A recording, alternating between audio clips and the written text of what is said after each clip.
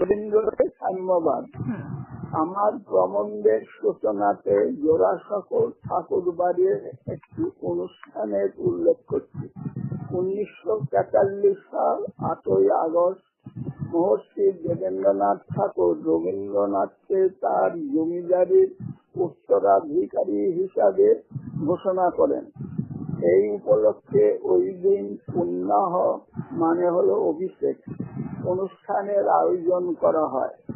জমিদারের বিশিষ্ট আমলাদের, অতিথিদের এবং হিন্দু মুসলমান প্রজাদের বসার জন্য বিভিন্ন ধরনের আসনের ব্যবস্থা করা হয়।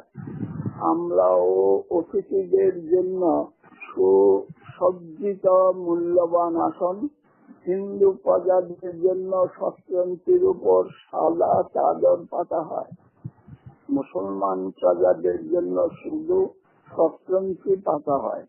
এই অনুষ্ঠান আরম্ভ হওয়ার আগে রবীন্দ্রনাথ ঠাকুর বসার প্রস্তুতি দেখতে আসেন।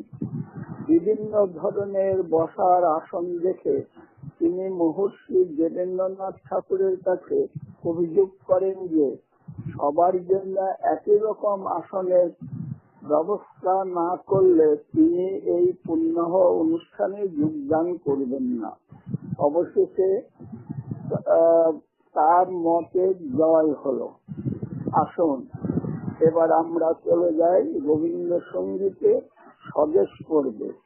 কবি লিখেছেন, আমরা সবাই রাজা, আমাদের এই রাজার রাজত্বে, নইলে মুদের রাজার সনে মিলব কি সত্যে। আমরা যা খুশি তাই করি, তব তার খুশিতেই চলি। আমরা নই বাঘা, নই দাসের রাজা, দাসের দাসত্বে, নইলে মুদের রাজার সনে মিলব কি সত্যে। রাজা সবারে দেন মান, সে মান আপনি ফিরে পান। রবীন্দ্রনাথ ঠাকুরের এই সঙ্গীতের বর্ণনা থেকে আমরা সহজেই অনুমান করতে পারি যে ভারতের স্বাধীনতা প্রাপ্তির অনেক আগে থেকেই রবীন্দ্রনাথের চিন্তা ভাবনায় স্থান পেয়েছিল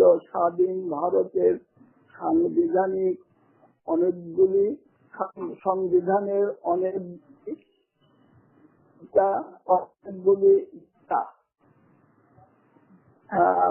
জাত ধর্ম নির্বিশেষে সকল নাগরিকের সমান অধিকার, নিজ নিজ ধর্ম পালনের পূর্ণ অধিকার, বাক স্বাধীনতা, জনগণের দ্বারা নির্বাচিত প্রতিনিধিদের দ্বারা দেশ শাসনের অধিকার ইত্যাদি।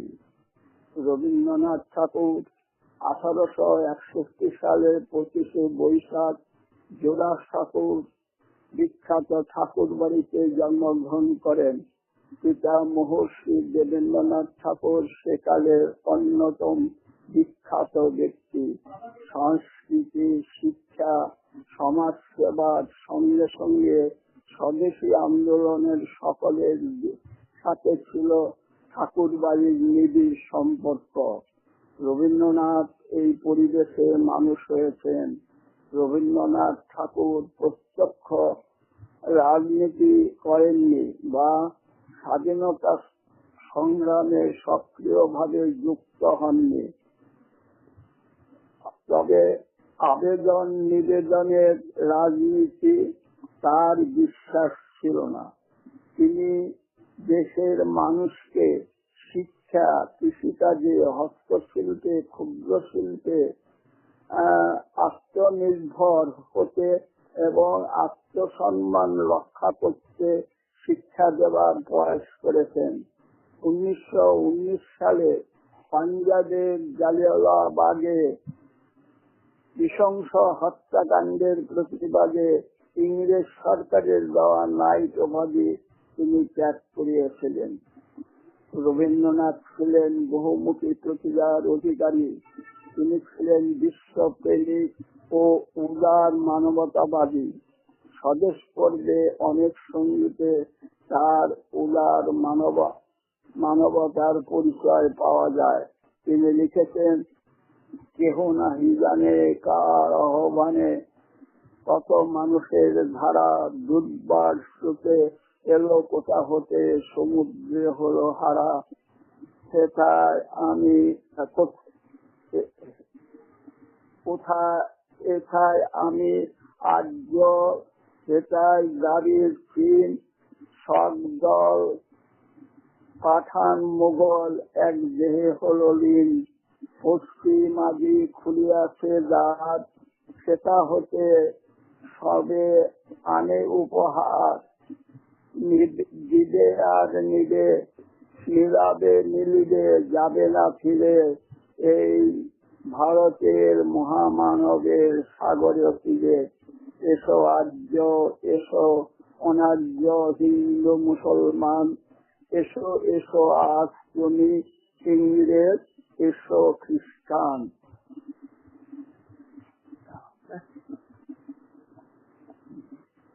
ভারতের জাতীয় সঙ্গীতে ও কবির মনে একতার সুর প্রতিধ্বনিত হয়েছে।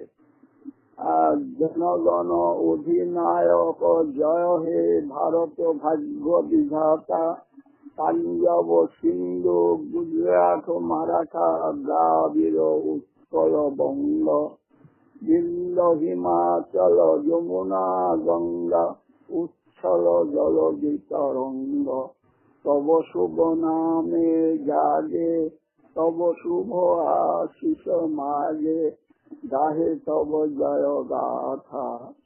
জনগণ মঙ্গল দায়ক জয় হে ভারত ভাগ্য বিধাতা, জয় হে জয় হে জয় হে, জয় জয় জয় জয় হে। অহরহ তব আহ্বান প্রচারিত, শুনি তব উদার বাণী। হিন্দু বৌদ্ধ শিখ জৈন পারসিক মুসলমান খ্রিস্টানি, পূরব পশ্চিম আনে আনে তত্ত্ব সিংহাসন পাশে, প্রেমহার হয় গাথা। রবীন্দ্রনাথ ঠাকুর বিলেতে পড়াশোনা করেছেন এবং প্রাচ্য প্রাচ্যের অনেক দেশ ভ্রমণ করেছেন, কিন্তু তিনি নিজের জন্মভূমি সোনার বাংলা এবং মাতৃভাষা বাংলা ভুলেননি। তিনি লিখেছেন, আমার সোনার বাংলা আমি তোমায় ভালোবাসি, চিরদিন তোমার আকাশ তোমার বাতাস আমার প্রাণে বাজায় বাঁশি। এখানে উল্লেখযোগ্য এই গানটি আমাদের প্রতিবেশী স্বাধীন বাংলাদেশের জাতীয় সঙ্গীত। এই সোনার বাংলা দ্বিখণ্ডিত করে হিন্দু মুসলমানের ঐক্য বিনষ্ট করার যে প্রয়াস 1905 সালে বাংলার লেফটেন্যান্ট গভর্নর স্যার অ্যান্ড্রু ফ্রেজারের পরামর্শে ভারতের গভর্নর জেনারেল লর্ড কার্জন অখণ্ড বাংলা ভাগ করে মুসলমান প্রধান পূর্ব বাংলা গঠনের নির্দেশ দিলেন। বঙ্গভঙ্গের এই নির্দেশের বিরুদ্ধে বাংলায় প্রবল আন্দোলন আরম্ভ হয়।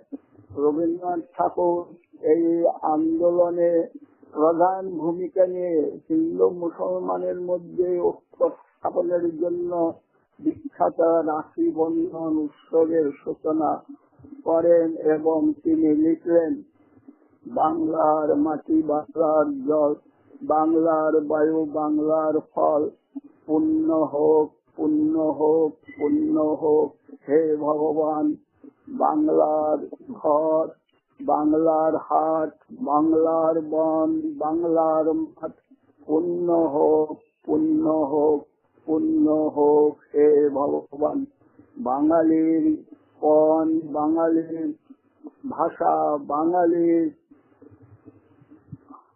বাঙালির কাজ, বাঙালির ভাষা পুণ্য হোক, সত্য হোক, সত্য হোক, সত্য হোক। হে ভগবান, বাঙালির প্রাণ, বাঙালির মন, বাঙালির ঘরে যত ভাই বোন এক হোক, এক হোক, এক হোক।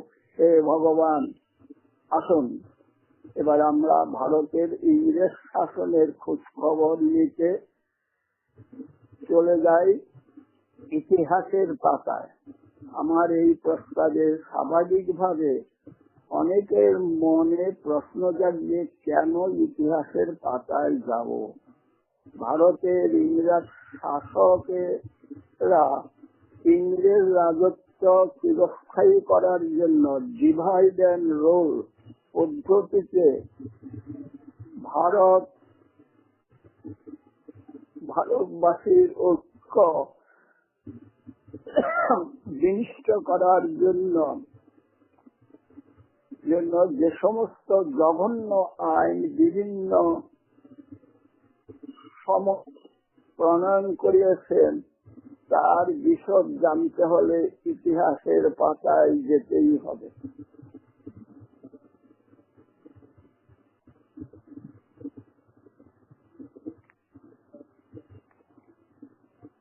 1758 সালে সিপাহ বিদ্রোহ দমন করার পর ইংল্যান্ডের রানী ভিক্টোরিয়া শাসনভার এক ঘোষণার দ্বারা ইস্ট ইন্ডিয়া কোম্পানির হাত থেকে নিজের হাতে গ্রহণ করেন।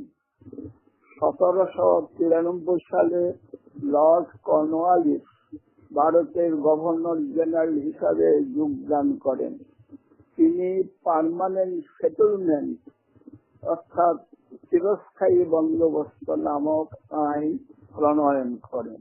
এই আইনের মাধ্যমে জমিদারেরা প্রজাদের কাছ থেকে ফসলের বদলে নগদ টাকা খাজনা আদায় করত এবং বাৎসরিক নির্দিষ্ট পরিমাণ টাকা অর্থাৎ লাখের কিস্তি ইংরেজ সরকারের রাজকোষে জমা দিতে বাধ্য থাকতেন।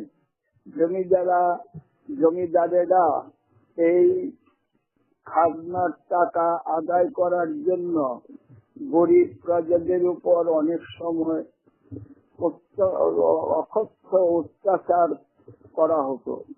এই আইনের কৌশলে ভারতবাসীকে উচ্চ বিত্তশালী জমিদার ও নিম্ন বিত্তশালী প্রজা দুই শ্রেণীতে বিভক্ত করা হয়। 1798 সালে ভারতের গভর্নর জেনারেল হিসাবে আসেন লর্ড ওয়েলেসলি। তিনি সাবসিডিয়ারি অ্যালায়েন্স অধীনতামূলক মিত্রতা নামক আইন প্রণয়ন করেন। এই আইনের মাধ্যমে ভারতের কয়েকটি স্বাধীন করপ রাজ্যের পত্তন করা হয় বিভিন্ন সময়ে। এই রাজ্যগুলি হল হায়দ্রাবাদ, মহীশূর, মারাঠা রাজ্য, ভোসলা ও সিন্ধিয়া, অযোধ্যা, পেশোয়া দ্বিতীয় বাজিরাও, রাজস্থানের জয়পুর, বিকানির, জুনাগড়, কুচবিহার, ত্রিপুরা ইত্যাদি। এই সব রাজ্যের রাজা মহারাজারা নিজস্ব ও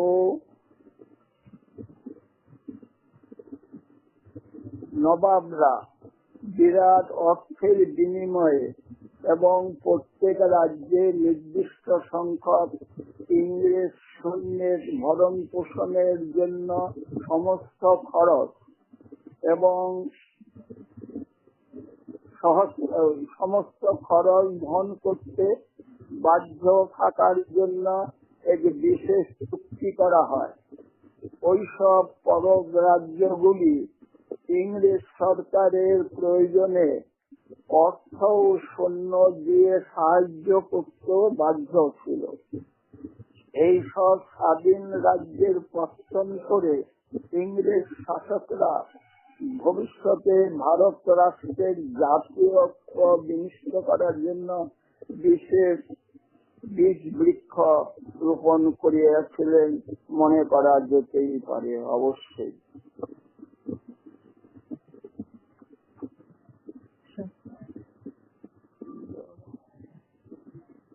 ভারত স্বাধীন হওয়ার পরেই ইংরেজ আমলের ওইসব স্বাধীন রাজ্যগুলি ভারতীয় যুক্তরাষ্ট্রের প্রজাতন্ত্রে অর্থাৎ ফেডারেল রিপাবলিক অফ ইন্ডিয়া তে যুক্ত হইতে অস্বীকার করে বিদ্রোহ ঘোষণা করে।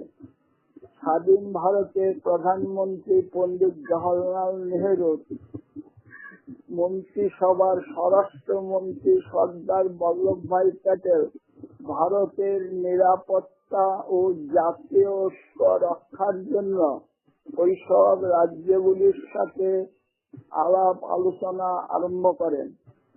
বার্ষিক রাজন্য ভাতা ও নিরাপত্তার আশ্বাস দেবার পর অধিকাংশ পদক রাজ্যগুলির রাজা মহারাজারা নবাব ভারতের যুক্তরাষ্ট্রীয় প্রজাতন্ত্রে যোগদান করেন, কিন্তু হায়দ্রাবাদের নিজাম ও জুনাগড়ের নবাব গোপনে পাকিস্তানের সাথে যুক্ত হওয়ার চেষ্টা করলে সর্দার